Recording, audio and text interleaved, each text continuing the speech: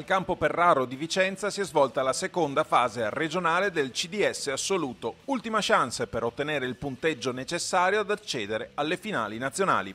Assindustria Sport Padova, forte della conferma alla partecipazione in oro con la squadra maschile, punta a doppiare il successo anche con la femminile, mentre alla Biotecna Marcon, trascinata dalla grande prova nel giavellotto di Gottardo, ottenuta a Marcon nella prima fase, mancano pochi punti per la matematica certezza della finale di Sulmona. Sono contento innanzitutto della mia gara, essendo i 400 la mia seconda specialità, perché sono un ottocentista, è venuto fuori questo 50 netto che, vista la settimana di carico, comunque mi ritengo soddisfatto appunto della prestazione.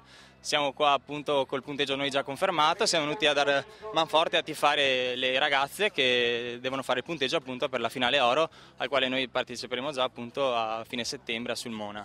Il mio stato di forma va bene, sto preparando ovviamente per delle gare importanti che saranno a luglio. La prossima settimana partirò per i mondiali militari, questa per con l'aeronautica, e poi avremo le Universiadi a metà agosto. Comunque come gara insomma lo stato di forma va bene, sono in salute e non mi lamento. Anch'io in primis ho portato 0 punti la prima fase, un po' per problemi meteo, anche la mia squadra, il resto dei miei compagni, anche loro sono rimasti un po' indietro. Adesso ci siamo tutti in questi 2 giorni, dobbiamo riuscire a dare il massimo e confermare appunto la oro e la prestazione buona dell'anno scorso, la vittoria in argento. Sia Assindustria che Biotecna hanno centrato il proprio obiettivo, mentre la Jäger si ferma a quota 21.353, superata in regione dall'Atletica Vicentina, terza classificata con 21.397 nel maschile e seconda nel femminile. Dopo lo scudetto conquistato in quel di Saronno dalle allieve e dopo la terza piazza degli uomini, quindi, l'altro grande traguardo è la conferma della finale argento con entrambe le formazioni.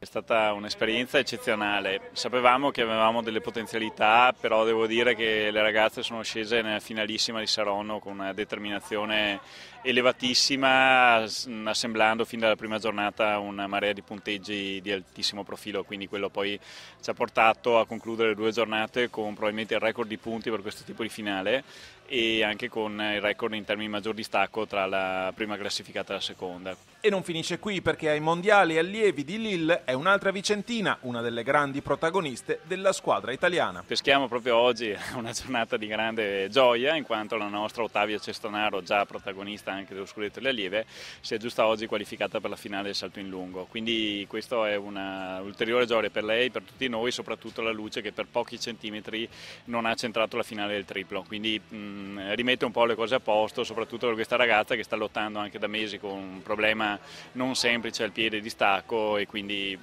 siamo veramente stracontenti per lei. Nel giovanile la situazione è molto buona, abbiamo visto molti eventi, qualcuno più fortunato, qualcuno un po' più sfortunato. Questa mattina Cestonaro è andata in finale nel salto in lungo, mentre Pavan l'altro giorno, pur essendo in finale, non è riuscito a saltare. Comunque i nostri ragazzi, come sempre, si sono ben distinti e sicuramente saranno in crescita positiva per i prossimi anni e per l'attività assoluta.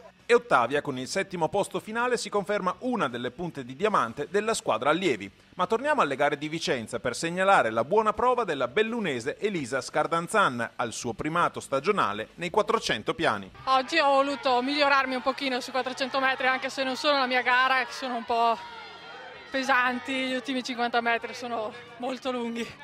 Però sono contenta insomma di essere tornata e di aver dimostrato ancora il mio valore.